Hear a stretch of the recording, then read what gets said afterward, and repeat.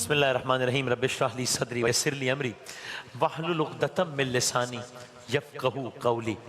جنات ایک ایسا موضوع ہے کہ جس پر ہم بہت کچھ سنتے ہیں، سوچتے ہیں، بہت ساری چیزیں مشہور ہیں۔ ہم نے کوشش کی کہ ذرا یہ جانیں کہ احادیث، آیات اور روایات میں اس متعلق کیا باتیں ہیں اور کیا واقعات ہیں۔ مثلا جگہ آیا کہ سرکار دو عالم صلی اللہ علیہ وآلہ وسلم مسجد نبوی میں نماز پڑھا رہے تھے تو ایک جن نے آپ کو تنگ کرنا شروع کیا۔ ہاں، تو اللہ تعالیٰ نے آپ کو اس بات پہ قدرت عطا فرمائی اور آپ نے اس کو پکڑ کے ستون سے باندھ دیا، لیکن بعد میں آپ نے یہ کہہ کے پھر چھوڑ دیا کہ جنوں پر خاص اختیار اللہ نے سلیمان علیہ السلام کو عطا فرمایا، تو میں نعرے دیتا ہوں کیا کہنا ہے، کیا کہنا ہے، اللہ اکبر۔ تو یہ اس طرح اب سلیمان علیہ السلام وہ نبی جن کو اللہ نے وہ سلطنت عطا فرمائی جو اس سے پہلے کسی کو عطا نہیں کی تھی۔ انسانوں پر ہی نہیں، جنات پر، چرند پر، پرند پر، حشرات پر، ہواؤں پر بھی اللہ تعالیٰ نے آپ کو حکومت دی۔ کیا کہنے سلیمان علیہ السلام نبی اللہ کے، یعنی آپ کے دربار کا یہ عالم ہوتا تھا سلیمان علیہ السلام کے کہ اور پتہ نہیں اس کی کیا وسعت، کیا ہیبت، کیا ہوتا ہوگا۔ ہم صرف آج کل کے بادشاہوں کا کوئی بڑا بڑا محل سوچیں تو ہمارے ذہن میں اتنا ایک بڑا اسٹرکچر آتا ہے۔ اس دربار کا کیا عالم ہوگا جس کا باقاعدہ الگ الگ حوالوں سے قرآن پاک میں بھی تذکرہ آیا کہ آپ کے دربار میں پہلے بڑے بڑے انسانی سرداروں کی کرسیاں ہوتی تھیں، پھر اس کے بعد بڑے بڑے طویل تعداد میں جنات کی کرسیاں ہوتی تھیں، پھر اسی ترتیب سے پرندوں کی نشستیں ہوتی تھیں۔ اس انداز سے یہ تمام مخلوقات منظم انداز میں سلیمان علیہ السلام کے دربار میں ہوتی تھی۔ یعنی جب سلیمان علیہ السلام نے اپنے دربار میں اعلان کیا کون ہے جو ہزاروں میل دور ملکہ بلقیس کا تخت لا کر اس دربار میں رکھ دے، تو اس وقت اس دربار میں موجود ایک جن نے عرض کی تھی، جن ہے نا ہمارا موضوع، جن نے عرض کی تھی اے اللہ کے نبی آپ حکم دیں، اتنی طاقت رکھتا ہوں بحکم خدا، دربار کے برخاست ہونے سے پہلے وہ تخت آپ کے سامنے لا کے حاضر کر دوں گا۔ تو معلوم ہوا کہ اللہ تعالیٰ نے بعض جنات کو اتنا خصوصی اختیار بھی دیا ہے کہ وہ لمحوں میں ہزاروں میل دور سے کوئی بھاری چیز جیسے تخت وغیرہ کو اٹھا کر ایک جگہ سے دوسری جگہ منتقل کر سکتے ہیں۔ اسی طرح سلیمان علیہ السلام کی فوجوں اور اہلکاروں کی تعداد بے حساب تھی، تو کھانے وغیرہ کے انتظامات کے لیے بھی سلیمان علیہ السلام کو، جس کو ہم آج کل کی زبان میں کہیں بڑی بڑی دیگوں وغیرہ کی ضرورت پڑتی تھی جس میں کھانا بنایا جا سکے، اور یہ دیگیں وغیرہ اتنی بڑی ہوتی تھی کہ گویا تشبیہ دینے کے لیے کہا اتنی بڑی ہوتی تھی گویا بڑے بڑے حوض ہوں، وہ کھانے بنانے کی دیگیں اتنی بڑی ہوتی تھی جیسے بڑے بڑے حوض ہوں، اور ان دیگوں کو بنانے کی ذمہ داری بھی جنات کی تھی۔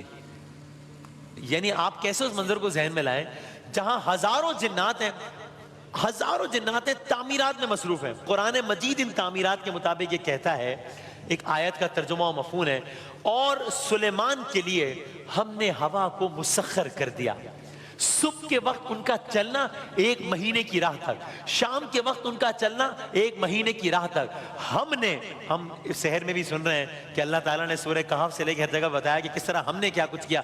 ہم نے ان کے لیے پگھلے ہوئے تانبے کا چشمہ بہا دیا، اور ایسے جن ان کے تابع کر دیے جو اپنے رب کے حکم سے ان کے آگے کام کرتے تھے۔ ان میں سے جو ہمارے حکم سے سرتابی کرتا اس کو ہم بھڑکتی ہوئی آگ کا مزہ چکھاتے۔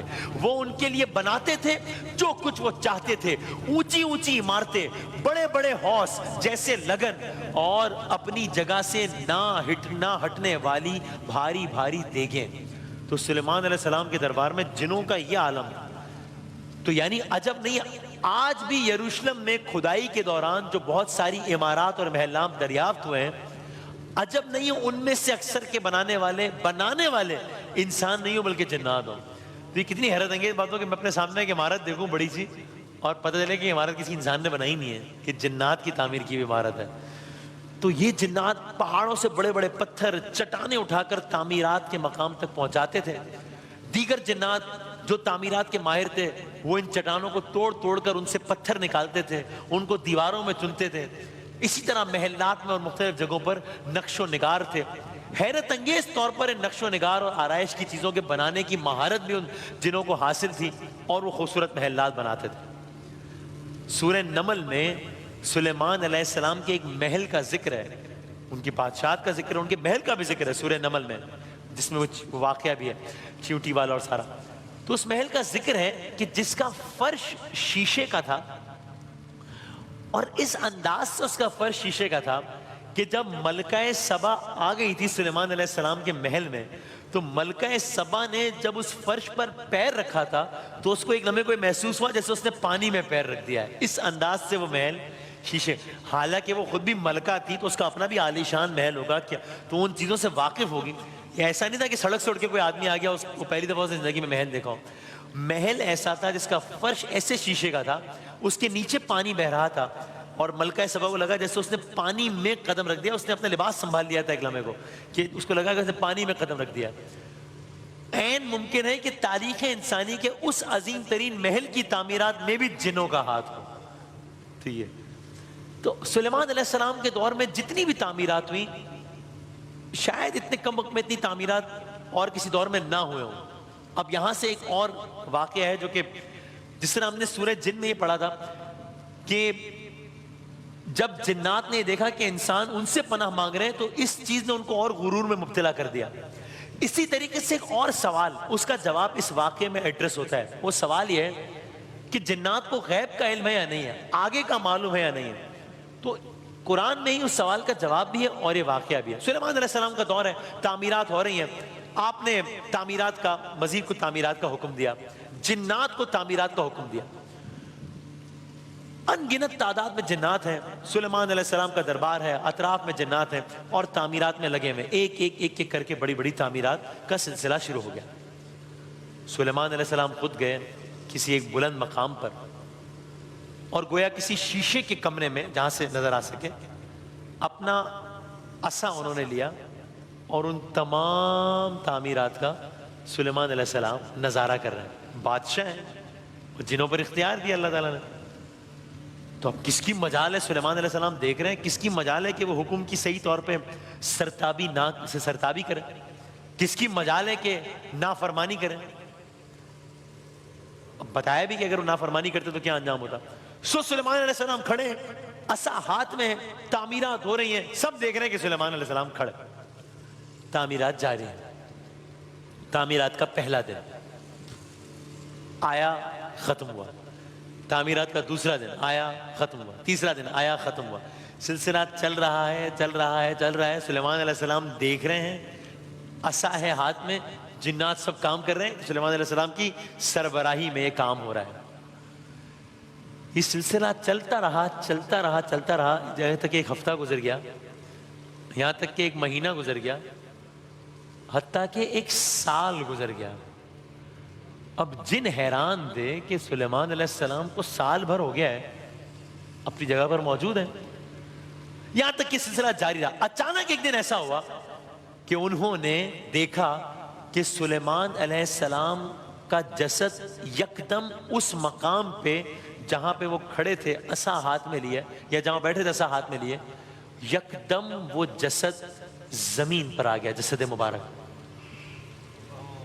اب سب کو حیرانی ہوئی کہ یہ کیا ہوا ہے، یہ کیا معاملہ ہے. یقیناً سب دوڑ کے وہاں گئے ہوں گے، دیکھا ہوگا کہ یہ کیا معاملہ ہے. جب وہ جسد مبارک زمین پر آیا تو یہ معلوم ہوا کہ سلیمان علیہ السلام انتقال کر چکے تھے. اللہ تعالیٰ کے حکم سے ان کی روح قبض ہو چکی تھی. جس لاٹھی سے، وہ لاٹھی جو ان کے ہاتھ میں تھی، جس لاٹھی سے وہ ٹیک لگائے کھڑے تھے، اس کو دیمک کھا چکی تھی. تو یعنی کہ مسئلہ، یعنی اب یہ معاملہ تو ہو گیا، مسئلہ یہ درپیش تھا کہ کسی کو سمجھ میں نہیں آ رہا تھا کہ یہ پھر واقعہ ہوا کب ہے روح قبض ہونے کا. کیونکہ ہم تو ایک سال سے دیکھ رہے ہیں کہ سلیمان علیہ السلام کے ہاتھ میں عصا ہے، ہم تو یہ سمجھ رہے تھے کہ یہ سب کا سب ان کی زیر نگرانی ہو رہا ہے، وہ دیکھ رہے ہیں. اب یہ جسد مبارک زمین پہ آ گیا ہے. دیکھا تو یہ کہ لاٹھی کو دیمک نے کھا لیا ہے. تو اس کو کتنی دیر ہوئی ہے، کیا ہوا ہے. اپنے اپنے طور پہ ذرا لوگ اندازے لگانا شروع ہوئے کہ یہ ہوا کیا ہے. دیکھا کہ وہ ایک ایسے دیمک کو اسی قسم کی لکڑی پر چھوڑا گیا اور دیکھا کہ وہ ایک دن میں وہ دیمک کتنی لکڑی کھا رہا ہے. اندازہ لگانے کی کوشش کی کہ ایک دن میں دیمک کتنی لکڑی کھا رہا ہے، کہ بھئی یعنی اس نے جتنی لکڑی کھائی ہوگی اس سے حساب لگایا جائے گا کہ اس واقعے کو کتنا وقت گزر گیا.